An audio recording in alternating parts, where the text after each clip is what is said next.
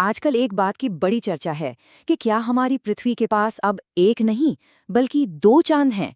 सुनने में तो ये किसी साइंस फिक्शन मूवी की कहानी लगती है ना? लेकिन इस दावे में आखिर सच्चाई कितनी है? चलिए आज इसी दिलचस्प कहानी की तह तक चलते हैं। तो सीधा सवाल यही है, क्या पृथ्वी के सच में दो चांद हैं? खबरें तो खूब चल रही हैं, पर इसका मतलब क्या ये है कि अब रात के आसमान में हमें एक और चांद दिखेगा? आखिर इस पूरी कहानी के पीछे का सच है क्या? और देखिए नासा का जवाब हाँ भी और नहीं भी। मतलब जवाब इतना सीधा नहीं है, और सच कहूं तो यही बात इसे और भी ज्यादा मजेदार बना देती है। तो फिर ये रहस्यमयी चीज आखिर है क्या? तो चलिए मिलवाते हैं आपको 2025 PN7 से। ये एक छोटा सा एस्ट्रॉइड है जिसे हमारे ग्रह का सबसे नया कॉस्मिक साथी या कहें तो एक नया दोस्त कहा जा रहा है। सबसे पहली और जरूरी बात है इसका साइज। हम किसी बहुत बड़े खगोलीय पिंड की बात नहीं कर रहे हैं। जरा सोचिए, ये सिर्फ एक सिटी बस या एक छोटी बिल्डिंग जितना बड़ा है। हमारे असली चांद के सामने तो ये एक धूल के कण जैसा है। अब मजे की बात यह है कि इसे खोजा तो अभी गया है, लेकिन ये साथी असल में नया नहीं है। जी हाँ, ये दशकों से हमारे आसपास ही घूम रहा था।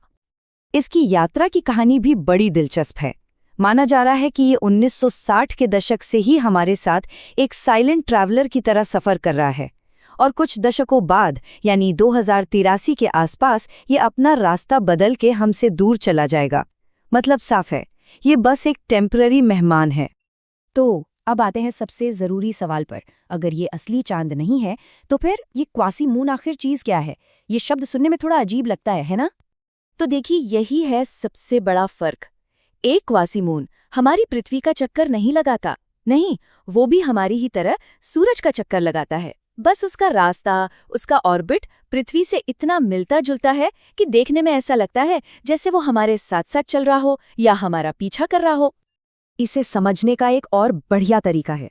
सोचिए, हमारा असली चांद ग्रेविटी की वजह से हमारा डांस पार्टनर है जो हमारे चारों ओर घूम रहा है। वहीं 2025 PN7 जैसा क्वासी मून बस उसी क्लब में हमारे बगल वाली लेन में डांस कर रहा है अपने ही ऑर्बिट में।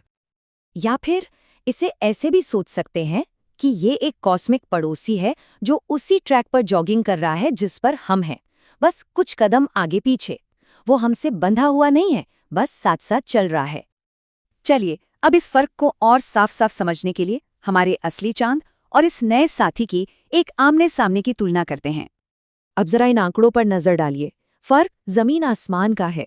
एक तरफ हमारा चांद जिसका रेडियस ही 1700 किलोमीटर से ज्यादा है, और दूसरी तरफ 2025 PN7 जो मुश्किल से कुछ मीटर चौड़ा है।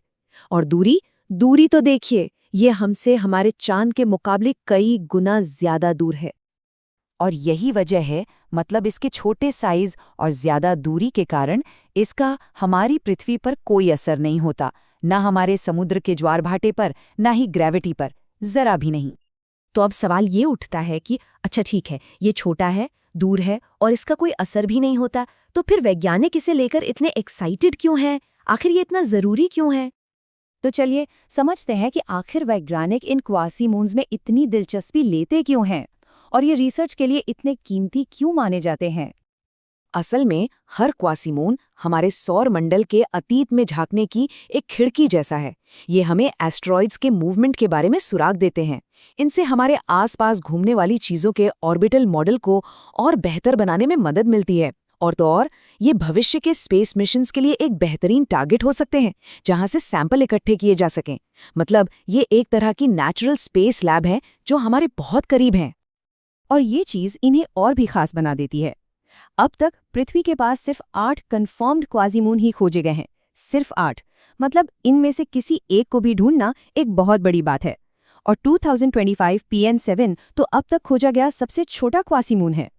तो आखिर में सवाल यही है, ये खोज हमें याद दिलाती है कि हमारा ये जो ब्रह्मांडीय पड़ोस है, ये हमारी सोच से कहीं ज्यादा डायनामिक और जिंदा है। यहाँ लगातार मेहमान आते हैं और चले जाते हैं। यह हमें बताती है कि ब्रह्मांड में अभी भी ऐसे अनगिनत रहस्य हैं जिन्हें खोजना अभी बाकी